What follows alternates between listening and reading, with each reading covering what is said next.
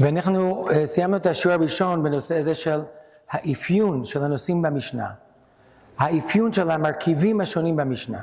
סוגי המידע שרבי מעביר לנו, זה כל הסוגים. יש מבנה אחר, או ראשי תיבות אחרים, משהו שהיה ידוע המון שנים, מקרה דין וטעם, בטח כולם מכירים את זה מהמקרה דין וטעם. כן? ואז באו והוסיפו לזה עוד פעם, עוד דברים, עוד שני אותיות, כותרת, אומר, מקרה דין וטעם. כותרת זה כאילו הנושא, אומר זה השמות, רבי אומר, רבי שמעון אומר, מקרה דין וטעם, קום דת.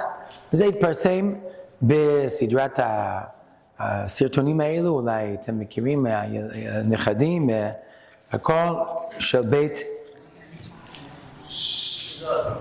סולמות, רצים למשנה, ואני אומר, באופן כללי, אני רוצה להגיד, הדברים נפלאים, מעוררים אנשים, משמחים, ילדים אוהבים את זה, מתרגשים מהמשנה והכל.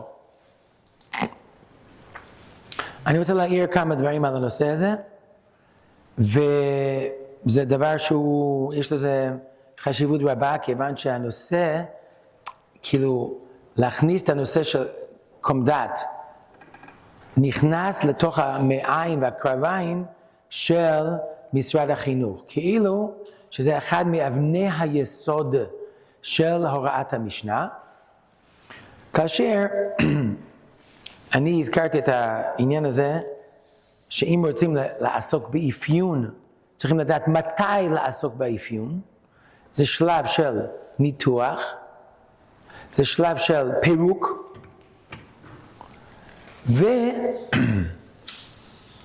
וגם יש פה ראשי תיבות מאוד יפים, ש"ס משנה, קולים הרבה.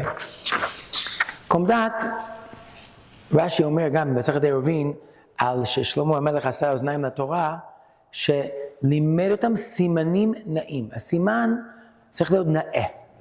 לא דבר. הקום דת זה לא, אין בזה שום משמעות, וגם יש בזה, אז כותרת, אנחנו ראינו שהוא לא מספיק. הוא לא מספיק כדי להכיל את מה שקורה. כיוון שחז"ל היו מעוניינים לראות מה השייכות של המשנה הזאת לאחרים. אז צריך להסתכל על זה, לא רק הנושא, אבל למה הנושא הזה פה? מהו הקשר לדברים אחרים? זאת אומרת, חסר פה איזה מעוף. אפשר לתרץ שיש הרבה שלומדים ליקוטים של משניות מפה משם, אז אין שייכות, כבר חתכו את זה לחתיכות, אבל ברוך השם, יזכר איש לטוב, הרב מנחם קליין, המפמ"ר עכשיו, הוא מחזיר את העניין ללמוד מסכתות שלמות, וככה באמת, ראה מהשטח, רוצים ללמוד מסכתות שלמות, לסיים. שמעתי כבר מרב אחד שמלמד, אמנם תלמיד שלי, אז אולי הוא בכיוון מסוים, אז הוא כבר סיים את מסכת ראש השנה, שזה הלימוד שלהם. אחרי זה אומר, אוקיי, אומר זה יכול להיות, אומר, אבל שם זה יותר נכון, נגיד שם. טוב, מקרה, בסדר, זה אפשרי. מקרה, מה המקרה? יש לשון ארמית בגמרא, מה עסקינן, או קימתא, אבל בסדר, זה גם טוב. דין זה מילה לא נכונה. זה לא נכונה. אני יודע שהרבה גדלו, יש לנו מקצוע נקרא דינים. אבל באמת המילה דין בלשון חז"ל זה סברה. הלא דין הוא. יש לי מן הדין. אם לא סברה, יש לי מן הדין. מה זה דין? דין בגברא או דין בחפצא. זה סברה, זה היגיון. דין זה הקש שכלי. זה לא פסקי הלכה. חז"ל אמרו, כל שונה, הלכות בכל יום. הלכה כמי. וכמובן, טעם, אפשר להגיד טעם, אבל נימוק זה יותר מדויק בשון חז"ל. אז לכן, אני מאוד מרוצה מהראשי תיבות האלו של ש"ס משנה, וקום דת, יש לזה את המקום שלו, כי זה כבר התפשט, הרבה אנשים מדברים ככה. אבל, כמו שאמרתי, עוד דבר יש, וזה איך מסתכלים על המשנה. אנחנו ניכנס קצת יותר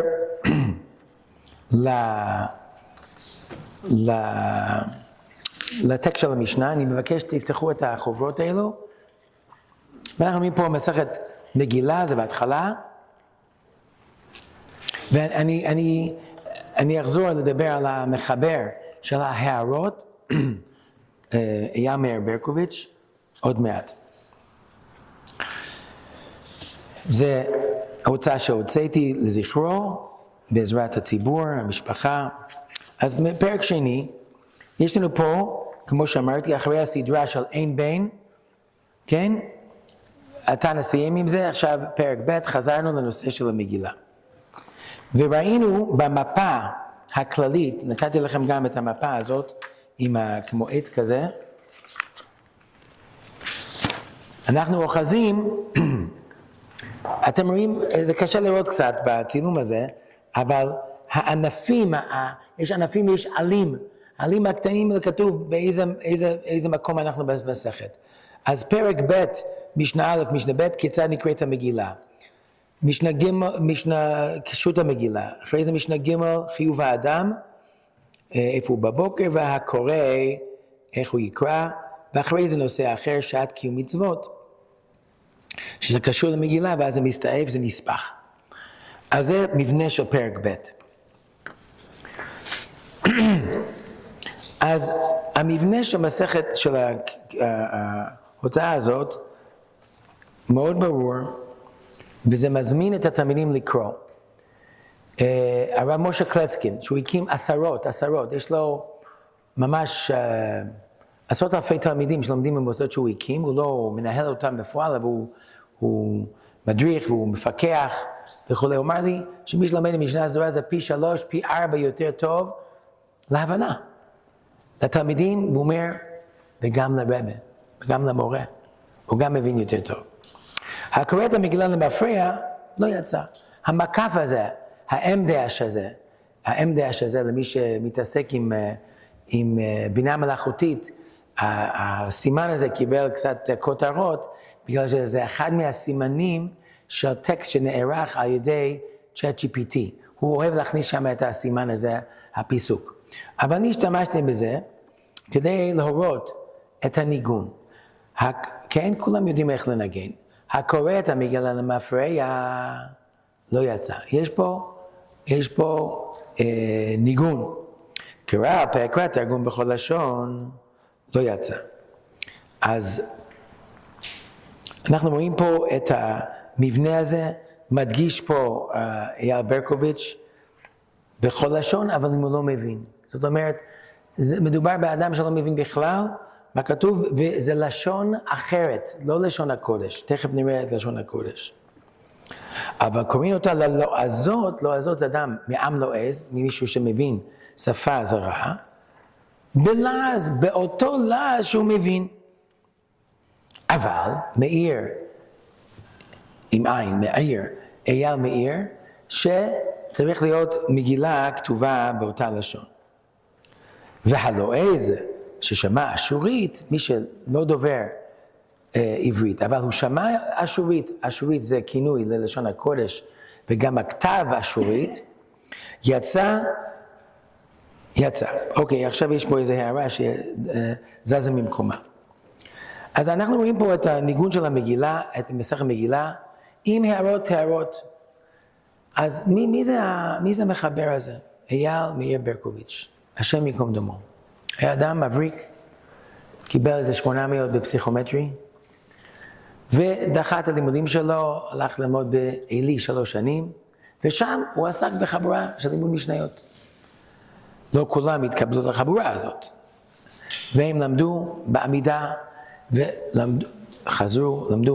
למדו, והיו כותבים הערות, והוא היה כנראה משלים אחר כך, בהמשך הוא גם משלים את כל הש"ס. כל הש"ס הוא למד. ואת המשניות הקטנות האלו, משניות לא בגודל הזה, אלא בגודל של כיס, של כף היד שלי, הוא איתר בהערות זעירות כל הש"ס, מההתחלה עד סוף, וגם איורים הוא היה מאייר, מוכשר, הוא אייר ספרים, ושובי לב, כאילו הערות כאלה, כאילו עם קווים כאלה, אבל היה להם נשמה. רק במסכת כלים יש 340 סיורים. והוא כתב והעיר, ובדרך כלל הוא השתמש בפירוש קהתי, אבל תמצאת את זה. גם פירוש תפארת ישראל, גם דברים אחרים שהוא למד, גמרות, עניינים. והוא הצליח לתמצת, זה בעצם החידוש שלו, לתמצת את המפרשים, לפי מה שהוא רצה. הוא לא ידע שזה יצא לאור. הוא רצה להכין את עצמו לחזרה חודשית על כל המשנה, בהבנה שלו.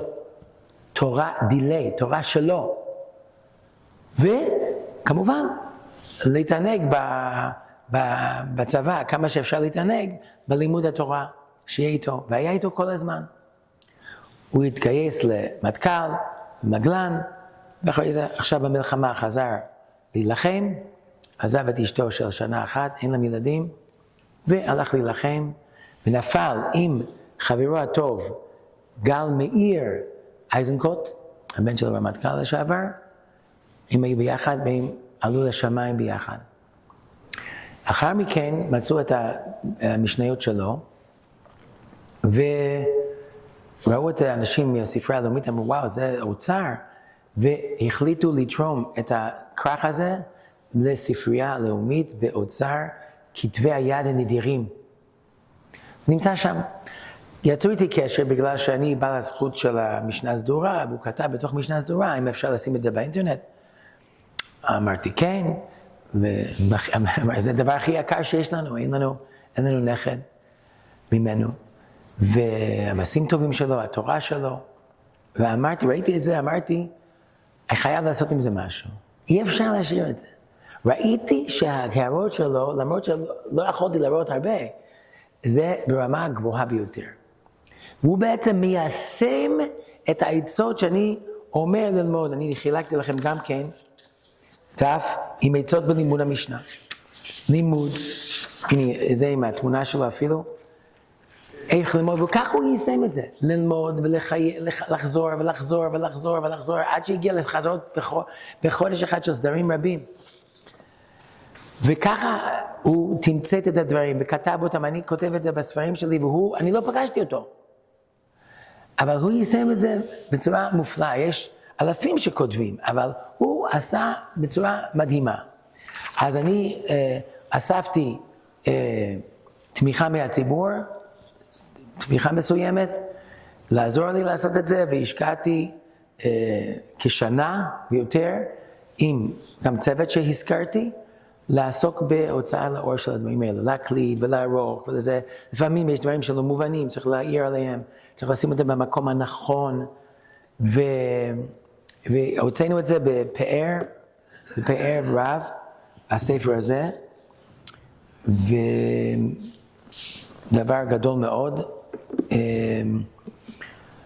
שראוי, לא רק לזיכרון שמישהו יהיה טוב, זה ספר שמישהו חיבר. אפשר ללמוד עם זה, זה ממש שימושי. אני מקבל מכתבים מאנשים שאומרים, אני עכשיו לומד את זה. הנה, ידידי הטוב, דוקטור מיכאל אבולעפי, אומר, עכשיו אני התחלתי פרק ליום בגלל מה שנתת לי את הספר הזה. מי שלומד עם הבן שלו. וגם תלמידי חכמים יראו שאיך שהוא כותב, איך שהוא מתמצת, יש לו עברית צחה, זה גם מההורים שלו. הוא מתמצת מאוד יפה, ומשתמש במילים מודרניות, והשינוי בשפה זה ידליק לכם את ההבנה. כאילו לא רק מצטט את הגמרא, אפילו לא את קהתי, הוא יכול לשנות למילה יותר מודרנית בעניין הזה. אז לכן, ראוי מאוד לראות את זה, לעיין בזה. אני נתתי לכם, אנחנו מחלקים, דברים כאלה עוד יש לי, ואת הספרים האלה אפשר לרכוש מהאתר או ממני, וללמוד את זה, וחילקנו גם מאות למוסדות, כדי שילמדו לזכרו, וגם ייהנו. אז אני חושב שזה ממש יוצא דופן, פרויקט יוצא דופן לזכר החיילים, כי לא כל אחד צעיר, הוא היה בן 28. זוכר שיש לו מורשת רוחנית, שאפשר ליהנות מזה. אז זה לא רק איזה אמרה או איזה מעשה טוב, זה ממש תורה שיכולה לעזור לכל אחד ואחד. ואני ראיתי גם תלמידים שנדלקים מזה, הם רואים איך שהוא כתב, אז אם הם כותבים, הוא צייר, אז הם ציירים, עד שנכנסים לעניין. רצית? לשאול לגבי נושא לגבי המשנה, האם יש חילופי גרסאות ותשובי גרסאות? לגבי התלמוד אנחנו יודעים שיש. לגבי המשנה, האם יש? כן, אז יש חילופי גרסאות, והתלמוד גם דן בנושא הזה, איך יגרסינן, איך גורסים וכולי. ולמרות שידעו את זה בעל פה, אז חלו שינויים, בפרט במסורות השונות. יש כתבי יד ארץ ישראלים, יש כתבי יד בבלים, יש כתבי יד אפילו אירופאים, שאנחנו, אולי המקור שם היה מהמזרח התיכון. אז יש את זה. אני עכשיו רוצה לדבר על, אז זה באמת זכות לעסוק בדבר הזה, תורה קדושה של קדוש, וללמוד לזכות לזכר החיילים משנה עם משנתו של חיה. אז רואים פה את החלוקה של הדברים. אני רוצה עכשיו ברשותכם לעבור לדפים האלו שצילמתי, לא צילמתי, השקעתי קצת לערוך את זה, של משניות המעוצבות של ד"ר יהודה שוורץ. ד"ר יהודה שוורץ זצ"ל, הוא היה קשור פה ועוד מוסדות להשכלה, ויהודי יקר מאוד, תלמיד חכם, לימד, אחרים לימד, הוא היה ראש ההוראה, תוכנית ההוראה במכללה, ועכשיו היה בגוש עציון, והיינו ידידות, אפילו התייעצתי לגבי איזה שידוך שהוא אמר שאני מכיר את המשפחה, מה דעתי, והוא ראה את המשנה הסדורה. אגב, אני צריך גם להזכיר משהו, שהתחלתי להוציא את המשנה הסדורה, יש לי חבר שחיבר אותי עם הרב דוקטור, לא אזכור את השם שלו, מלמד, הרב מלמד, רחמים מלמד, לא, זה, נכון? לא, עזרא ציון מלמד, רחמים זה אבא שלו, דוקטור עזרא ציון מלמד, הלכתי אליו, והוא ראה את מה שאני עושה, הוא היה מבוגר, הוא הסתכל ככה, על המשניות, הסתכל עליי כאילו, אתה חיברת את זה? הייתי בן 28, 29, הוא לא האמין, הוא אמר, זה טוב מאוד, אבל אם תבוא אליי לאקדמיה, זה יהיה יותר טוב. הוא היה תלמיד חכם וגם אקדמאי, כן? יש לו ספרים גדולים על שינוי גרסאות, ממש, הוא היה בעניין הזה. אז הוא כותב ככה, הוא עשה, הוא גם התראיין לאחרונה בפודקאסט של הסקט, אתם יודעים מה זה הסקט? פודקאסט, נכון? אבל מה המקור? מילה בתורה, הסקט הוא שמע ישראל.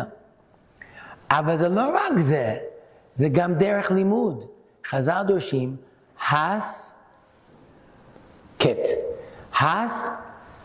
רש"י אומר, האזן לשמועתך. כלומר, תגרוס ותשמע. ראיתי מספיק פעמים? תגרוס ותשמע. ואחר כך כתת זה לעיין. כך כתוב בתורה, הסקט ושמע ישראל. ואחרי זה כתת. לא ביחד. אבל אני רואה משהו שדיבר על זה הרב ד"ר שוורץ, והוא אמר שבאמת המשנה זה שירה, זה לשינון, וזה באמת מתנה שהקדוש ברוך הוא נתן לנו דרך רבי, בשביל להביא אותנו לגלות הארוכה. הוא אומר, קינדר לך, יש לי משהו בשבילכם. והוא אומר שראיתי את העבודה של הרב דורדק, והוא באמת עשה את הצעד האמיץ והנכון, לחלק את המשנה לשורות כמו שירה, ואני, אני שמתי את הכל בימין. אבל יהודה, אני חלקתי עליו. אני אומר, צריך להזיח, לשנות את המיקום של המילים לפי העניין. וזה יעזור לאנשים לקרוא ולהבין.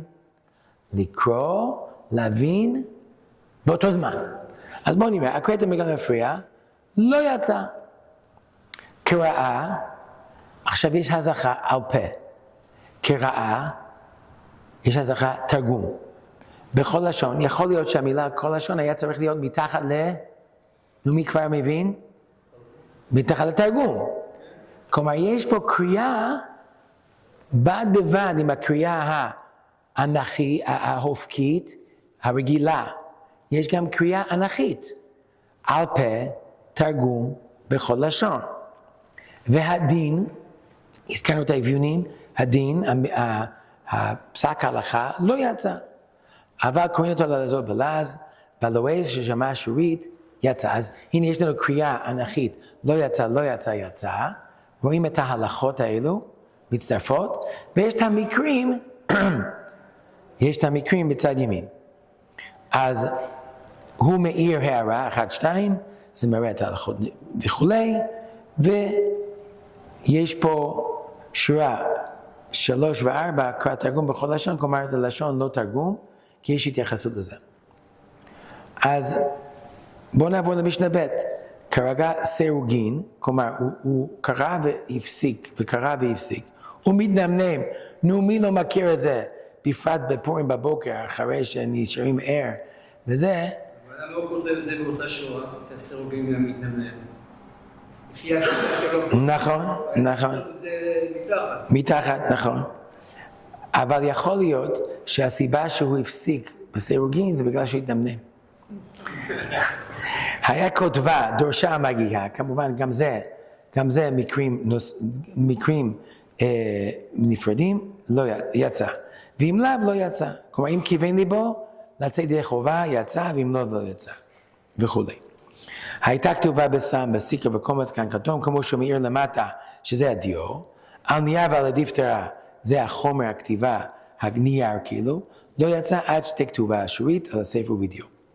אז הוא אמר שעל ידי שאנחנו מזיחים את הדברים, מפרידים אותם, ואני רוצה להזכיר שקדם לו, הוא הכיר את זה, הרב שמשי גם מוציא מבני המשנה, מבנים כאלו, ויש עוד מישהו, משנה כדרכה, אני לא יודע אם צילמתי את זה בשבילכם, כנראה שלא, אז הוא עשה מבנים מאוד מסועפים, של לראות את כל הפרק בבת אחת, וחילק את זה ככה. אז לחלק את המשנה לחלקים כאלו ולמבנים, בצורה ויזואלית. עכשיו, מה אני אומר על זה? אז כמובן, היחס של ידידות, שנינו בעד, והוא היה תמיד, הוא לימד הרבה תלמידים שלי, שלמדו בתיכון או בישיבה גבוהה זו, אחרי זה למדו הוראה, תואר, אז הגיעו אצלו, ואז הוא אמר, רב דורנק, יש לך תלמידים של רב דורנק פה, איזה יופי, משנה זו, אבל אני חולק עליו בזה, שצריך להזיח ולשנות וכו'. ויהודי היקר הזה נפטר לבית עולמו, והשאיר אחריו ברכה, יש את זה באתר של אפשר למצוא את זה משניות מוצבות, ולהוריד את זה, להסתכל על זה וכו'. אני רוצה להגיד משהו, ומותר, הם משיבים את האריה וכו', אם היה פה היה מתווכח איתי וכו'. אבל אני אומר ככה, באמת המשנה זה לשון, זה הבנה של ריחתה, מי שמתעניין יכול להסתכל גם באורות הקודש של הרב קוק, הוא מדבר על 5 דרכי הלימוד. יש ריחתה, לקרוא, כמה שיותר מהר, הרב קוק אומר אפילו לדלג מילים, רק להכניס לתוך המוח והלב כמה שאפשר. הקריאה הרהוטה היא לא אמורה לעצור. ואני רוצה לתת לכם דוגמה. אני לא יודע, כנראה כולם מכירים מה זה עולם הנהיגה או נוהגים כעת. והנהיגה, אני יכול לנהוג, ואני רואה שיש כאן שלט. האם אני אומר לעצמי, יש כאן שלט, זה בר אילן. לא. אני רואה את זה, עכשיו אני מזיז את היד ימינה ועוד ימינה. זה עשינו בשיעורי נהיגה לפני זמן רב. עכשיו, אני עושה את זה בצורה טבעית. עכשיו, אני לקחתי דוגמה מעולם הפיזי, ואני משליך את זה העולם התודעתי, הקוגניטיבי. יש מה שנקרא בגדול, אני יודע שאני מכליל, מוח ימין ומוח שמאל. מוח ימין זה עסוק בציור. מוח ימין בהכללות, מוזיקה, מנגינות, תפיסה כוללנית. בלשון חז"ל, חוכמה. מוח שמאל זה עסוק בפרטים, להבין דבר מתוך דבר. מי יש לו בינה יתרה? אישה, שהיא מדברת, נשים דברניות, כלומר, יש להם יותר כוח דיבור ושכל. אשתי לא מבינה למה, היא אומרת, אתה בטלפון. אז מה עושים בטלפון? מדברים. איך אני מדבר? אתם כבר רואים אותי כבר שעה ומשהו, עם ידיים. ואז היא אומר לי, אז תשטוף כלים. קשה להבין שזה כואב, פיזי, לדבר וגם לעשות משהו עם הידיים. אני לא מסתדר. וחז"ל אומרים, בהדי שותפי לך, שהאישה טוב לה לדבר וגם לעשות באותו זמן, זה עוזר לה לעשות. אז מה? אז וגם רואים, לא עלינו, בנושאים אחרים, על פגיעות במוח, שיש מוח ימין, יש מוח שמאל, יש מוח שמאל, זה פוגע בדיבור. אז זה הפרטים, הפרטי פרטים. הפרטים, אבל התפיסה הכוללנית זה צד ימין. עכשיו כמובן, בן אדם שאין לו קשר בין שני האונות של המוח, זה חמור מאוד. אבל השלב הגרסה הס, ואחרי זה כתת. הס, האזן לשמוע אותך. תשמע, תשמע, תשמע. תקבל את ההתרשמות הכללית. אפילו תסגור את זה בעל פה. אחר כך תעיין, תפרט. כמובן זה בדיבור, זה לא כל כך דומה למה שדיברתי עכשיו, אבל כוונה דיבור רהוט בלי להעמיק. אז מקבלים את ההתרשמות הכללית. ברגע שאני יוצא, אומר, רגע, לא יצא. יצא. זה מסיח את דעתי. אני חייב לעיין בזה. למה הוא פסק ככה? למה זה ככה? כמו ששאלת אותו מאוד, למה זה ככה? למה זה ככה? עכשיו, איך אני חילקתי משנה סדורה? יש לי סוד, אני אגיד לכם את הסוד. זה לא לפי העין, זה לפי האוזן. וזה לפי הנשמה. נשימה. משנה נשימה.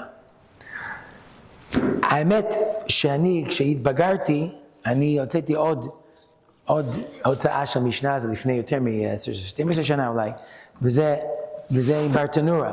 אז יש פי חצי, השורות יותר קצרות, כי אני יותר מבוגר, אני מדבר יותר לאט. מכירים את זה. אבל בעיקרון, זה הולך לפי הנשימה. הקוראת למפריע לא יצא, אז בסדר. הקוראת למפריע לא יצא. קרא על פי הקראת תרגום בכל לשון, לא יצא. זה לפי הנשימה.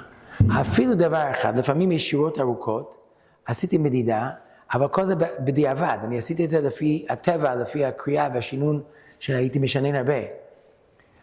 השורה המקסימלית זה בערך 20 הברות. 20 הברות. יותר מזה קשה. אז לכן מי שרואה את משנה סדורה, זה מושך אותו לקרוא. מושך אותו לקרוא. לקרוא עוד, לקרוא עוד, לקרוא עוד, לקרוא עוד. עכשיו, האם, גם אגב, אפילו את הכותרות, זה קצת העתק מהאינטרנט, אפילו הכותרות. אני שמתי משנה בצד, את האות למשנה בצד, שלא יפריע. היום יש עיצוב מאוד מודרני ששמים את הסעיפים, את התתי סעיפים ואותיות זהירות. אבל צריך עדיין למצוא את המקום. איפה? אז אני שמתי את זה בצד כדי שלא יפריע לרצף של השינוי. אז היית אומר, מה נאמר? אלו ואלו דברי אלוהים חיים. אני חושב שזה בא בשלב השני, אחרי השינון הראשוני, יש שלב ראשוני. עכשיו, לא שאני דוחה את זה לגמרי, מתי צריך לפרק את זה? אני רוצה שתסתכלו על זה. וזה כלי חדש שאני חיברתי, זה נקרא מחברת המשנה. יש שם מחברות כאלו, והמטרה של זה, חלק ב', חלק א' זה כל המסכת בבת אחת, חלק ב' זה החלק הזה שהמשניות עם אותיות גדולות ומקום לכתוב, וחלק ג' זה פירוש משנת רפאל, פירוש שאני גם עזרתי לערוך, של רפאל פרנסיס, הוא בעצם קיצור של קהתי. אז מה המטרה של הדבר הזה? תלמידים נמצאים בשיעור. איך אמר לי רב אחד שלימד עם זה? הוא אומר, הכל נמצא במקום אחד. כאשר יש לתלמיד ספר, במקום אחר הוא צריך לכתוב במחברת, אז יש נתק בין הטקסט לבין זה. מה שעשה אייל, כך אני רוצה שכל הילדים יעשו. אבל הם לא יכולים לכתוב כל כך קטן, לא יכולים לכתוב הרבה כל כך, אז מה יעשו? וזה שוב נשען על בלום, שבשלב הזה אין כמו הוראה ישירה. לא לגלות לעצמם מה האמת, לעיין במפרשים. אפילו בשלבים יותר מתקדמים של כיתה ו', כיתה ז', כיתה ח', אין כמו הוראה ישירה. אחרי שיודעים את החומר, 90% אומר בלום, אז שיתחילו לגלות לעצמם את הפירושים, את הפירושי פירושים. אז זה בנוי כך שהמורה ידבר והתלמידים יכולים לכתוב. אפילו למדתי מהמורים, נתתי להם את הקובץ, והם מקרינים את הקובץ על הלוח המחיק, ויכולים לכתוב על הלוח את המילים שהם רוצים שיפרשו. הקורא את המגילה למפרע, אז מה כותבים על למפרע? ילדים לא יודעים מה זה למפרע. כן? אז אפשר לספר סיפור. יש מישהו קם מאוחר, הוא שמע בלילה ההוא נדע שנת המלך, נשאר עד סוף המגילה, ואז רץ למטה לבית מדרש לתפוס את המניין השני, ותפס אותם בתחילת המגילה. מתי יכול לצאת? מה? בסוף המגילה, צריך לכתוב, לשמוע אותו, אז יקרא למפרע. אז למפרע זה לא לפי הסדר, או פסוק פסוק או קטע קטע. לא יצא. קרא על פה, כן, בלי מגילה. קרא תרגום בארמית, בכל לשון, אפילו צרפתית או אנגלית, לא יצא. אבל קוראים את הללה הזאת בלעז. אפשר לקרוא את זה למי שמבין את אותה השפה. אז רגע, מי שקורא בשפה אחרת, יצא או לא יצא? תלוי. אם הוא מבין, הוא נקרא לא עז, הוא בעצמו מבין את הלעז, יצא. אבל אם הוא לא מבין, אז לא. אז כן, לא יודע אם אתם מכירים אנגלו-סקסים, אז הם יכולים לעשות מניין עם מגילה כתובה באנגלית, לקרוא את זה באנגלית. אבל, הלוואי ששמע אשורית יצא, גם מי שלא מבין עברית, אבל הוא שומע את המגילה הכתובה בעברית כהלכתה, יצא משום פרסומי ניסה.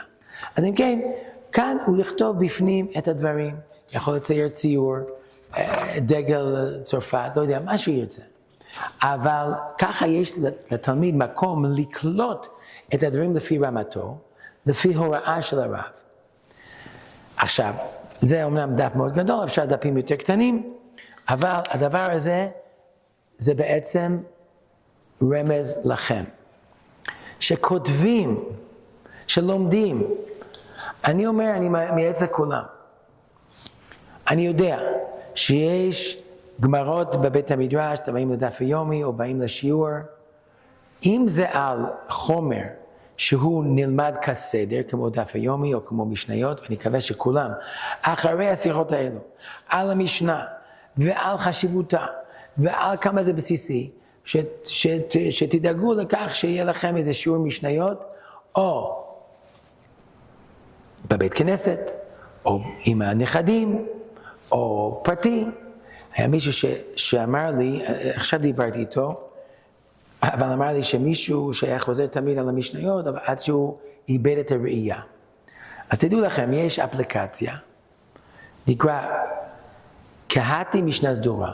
זה כעת עם כל הפיצ'רים באנדרואיד, אבל אנחנו עובדים על זה, לעשות גם ב-iOS, שיש איזו הכרת המשנה בשפה מאוד ברורה של צבי פלורנטל, שהוא באמת אדם יוצא מן הכלל, והוא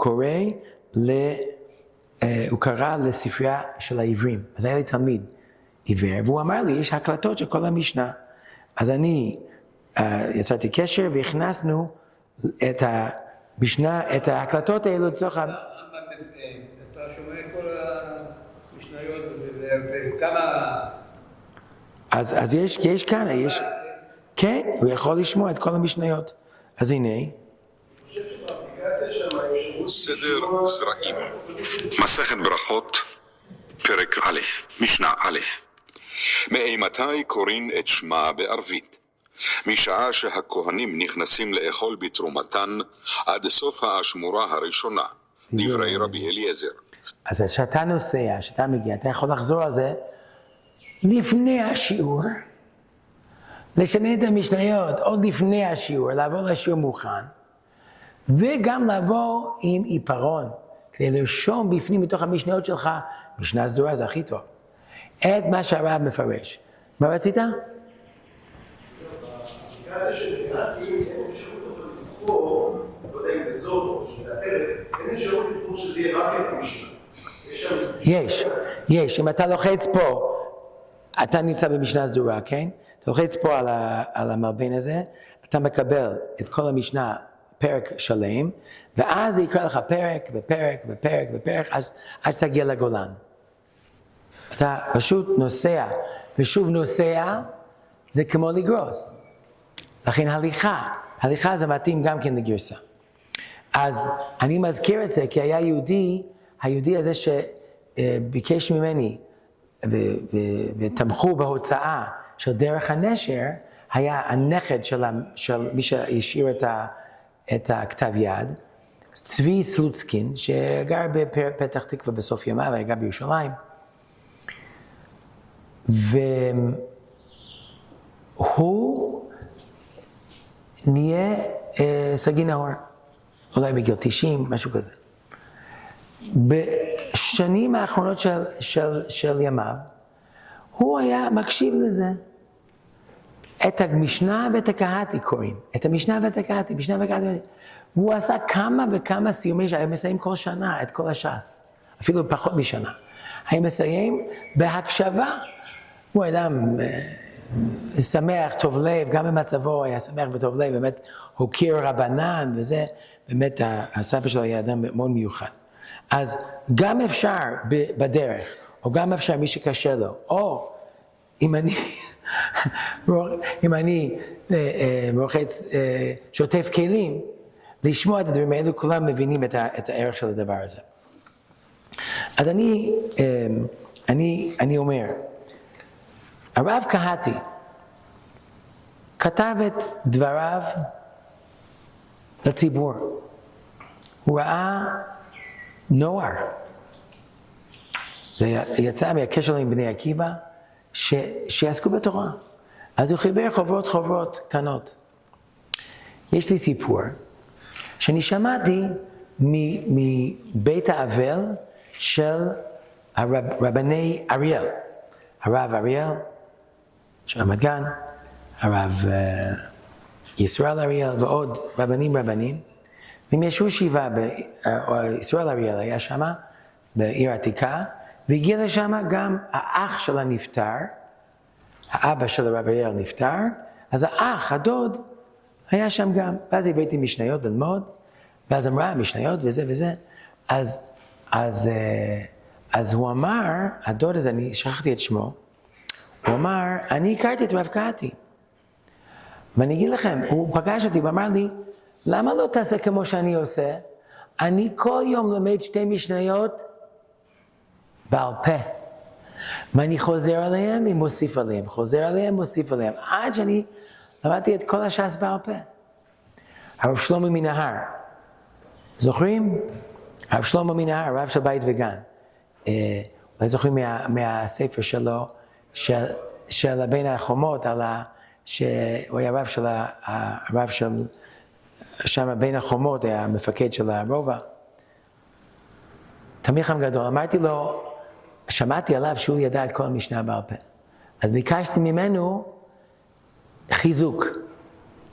הייתי בכפר עציון איזה שבת, הוא היה שם עם הבנות, עם הילדים. אמרתי לו, הרב, ייתן לי חיזוק ללימוד משנה בעל פה. אז הוא הסתכל עליי, הוא התחיל לבכות. הוא אמר לי, היו יודעים את הערך של לימוד משנה בעל פה. אמרתי, קיבלתי. קיבלתי את החיזוק שלי. קיבלתי את החיזוק שלי. הרב לוי נחמני אמר, הפוך בה, אתה תחזור, המשנה תגלה לכם, תדע לך את הסודות שלה.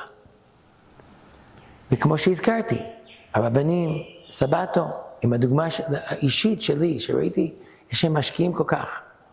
אז אחד המרבה ואחד הממית. מי יכול ללמוד לכל הש"ס בעל פה? יחידי סגולה. מי יכול ללמוד סדר שלהם? אני חושב מעטים. מסכת כולם, החפץ חיים, בתורת הבית, מדבר על זה. אז רואים שזה היסוד של פירוש קהתי.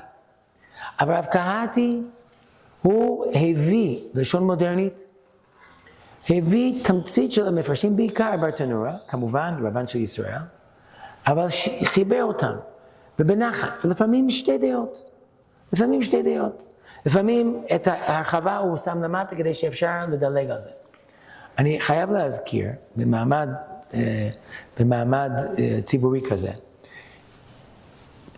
אני התלבטתי בזה, אבל כיוון שמה שאני אגיד זה כבר ציבורי, אז מותר לי להגיד, ונדעתי שזה רק תיקון.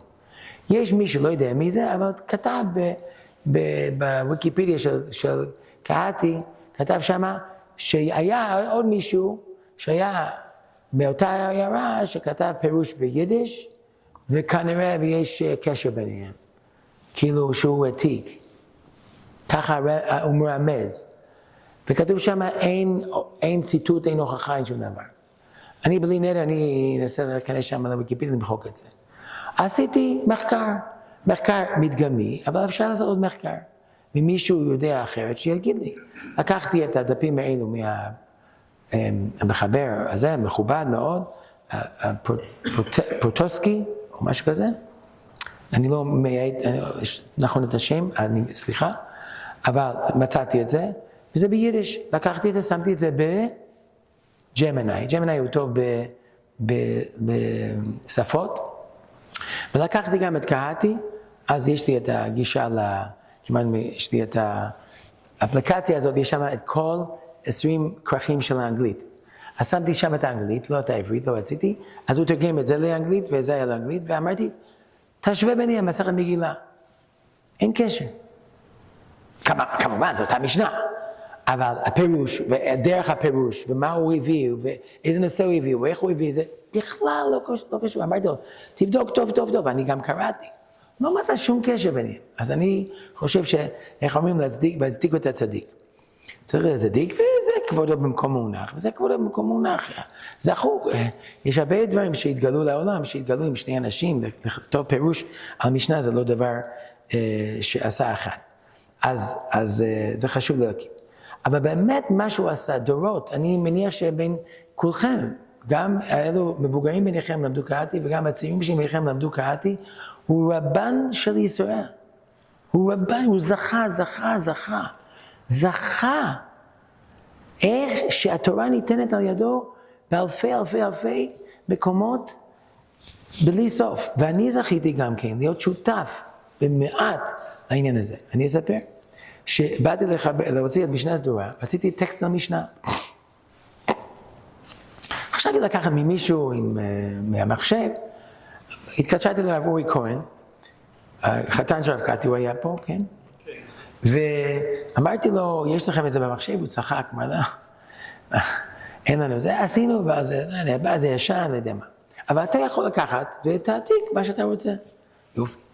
הבאתי מהקלידה, עשיתי, הגהות, עניינים, ניקוד, הבאתי גם מומחים שעזרו לו בשעתו, או תלמידים של פרופסור בר אשר, לעזור לי בהגהה, וזה היה הטקסט של המשנה. כמובן, שיניתי הרבה דברים עם הפיסוק והמרכאות ועניינים, זה הרבה יותר מעובד מאשר הטקסט של קהתי, אבל הטקסט בעצמו. וברוך השם הוצאתי את זה. אחרי כמה שנים מקבל טלפון. יש לך אולי יש לך את הטקסט של המשנה במחשב? אמרתי, כן, מהרב אורי. אמרתי, אנחנו עכשיו רוצים להוציא הרצאה חדשה, ורוצים להפיץ את זה. האם אתה... אמרתי, בוודאי. וכמה אני בחינם, והוא בחינם, אף אני בחינם. זכיתי לתת לו, ומאז כל הטקסט של קהתי, זה בדרך הצינור הזה של משנה סדורה, כמובן, עיצבו את זה וכולי, אבל הטקסט שחשבת על שינוי גרסאות, כמעט תמיד זה אותה גרסה, בגלל שזה אותו בית יוצר, אני העתקתי ממנו, והם העתיקו ממני. זו זכות גדולה, יש מישהו שהוציא איזה דיון בקהתי, למה יש שינויים בין המהדורות וכולי, אדם מלומד וכולי, ואפילו דיבר איתי, אבל לא יזכיר מה שאמרתי לו, אני לא יודע למה, אולי זה קצת הוציא את האוויר מהתזות, אני לא עיינתי במאמר, אני מניח שהתכוון לטובה, הזכיר אותי בצורה אחרת, אבל מאז גם אני שותף עם הוצאה, אני לא הבאתי זה שמה, הוצאות של משניות לתלמידים, מסכת, כן? אז אנחנו ביחד, ואני אומר, השנה, 50 שנה להסתלקותו של רב קהתי, זה בחנוכה הקרוב.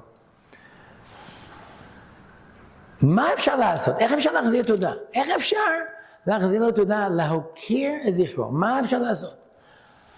כל אחד יחשוב, הוא הרבי שלי, אם היה לך רבי בכיתה ב', אם היה לך רבי בכיתה ו', לא היית עושה משהו, הרבי זה, לא היית עוזר לו לעבור את הכביש, לא היית מביא לו משהו, היית משמח אותו, לא היית לפחות מתקשר לה פעם בשנה. אז מה אפשר לעשות? איך אנחנו יכולים להחזיר טובה? לקדוש ברוך הוא שהחליט לבחור בצינור הזה, של איש הקדוש הזה, שהוא יביא מתן תורה בדילי לעם ישראל. אז אני אומר דבר ראשון, קודם כל, איך אמר רב קהתי לאותו רב אריאל? תעשה כמו שאני עושה, ללמוד משניות בעל פה. לא בעל פה, לפחות לשמוע אותם, לחזור עליהם. וגם, כמובן, ללמוד קהתי, ולחזור על זה, וללמוד את זה. ואולי לקרב אחרים ללמוד. הנה, כל אחד יש פה בנים, נכדים, אז הרי סבא יודע איך לפרגן. יש לו חנוכה גלד, יש לו זה. אני הלכתי לישיבות, דיברתי על זה לימוד משנה, וחבר'ה יודעים ללמוד משנה, יודעים מה זה, אבל בגלל שדיברתי איתם, יש עשרות במצפה רמון, בירוחם, אפילו בעלי, עשרות שאהבו ואמרו, אני אלמד עכשיו סדר משנה, תלמד סדר משנה, אני רוצה ללמוד איתך, אתה מוכן לעשות איתי חברותה? כמה, כל אחד יש לו כמה נכדים, יכול ככה ללמוד את הש"ס בזמן קצר. תלמד איתי, משנה, הנה אקנה לך איזה סט של קהתי, אם תעבור איזה מבחן אצל רב דורדק, אז אני אביא לך, אני עושה מבחן קשה, אני אביא לך פרס. מה אפשר לעשות? להרים עוד, אבל אני קורא באמת, לעוד אנשים שעוסקים בהוראת המשנה, ואני מאוד שמח על האכסניה הזאת של בר אילן, של בית מדרש, של הרב רוטשילר, שאירח אותי, להגיד את הדבר הזה, שהוא גם עשה את זה לכבוד הרב קהתי במורשתו. וכל אחד, אם זה פרק היומי, ואם זה מורחל למורים, ואם זה בתי ספר, ואם זה משרד החינוך, גם דיברתי איתם, והם שוקלים את זה, לעשות אותו דמות התורנית לשנה, הם בוחרים אחד כל שנה, יש איזה דיון, ולהוקיר, להעריך את הדבר הזה של המשנה, שזה יסוד של התורה שבעל פה, וגם תראה איזה דברים יפים יצאו, אדם צעיר, לקח את הקהתי, לקח לעצמו, עשה תורה דילי, רשם, והקדיש את מרצו, ואת זו בשביל להבין את המשנה. אז גם אנחנו נלך בעקבותיו, שתורה דילי מהמשנה אל הלב שלנו, לחזור עליה בחביבות ובשמחה, תמיד עלו והצליחו.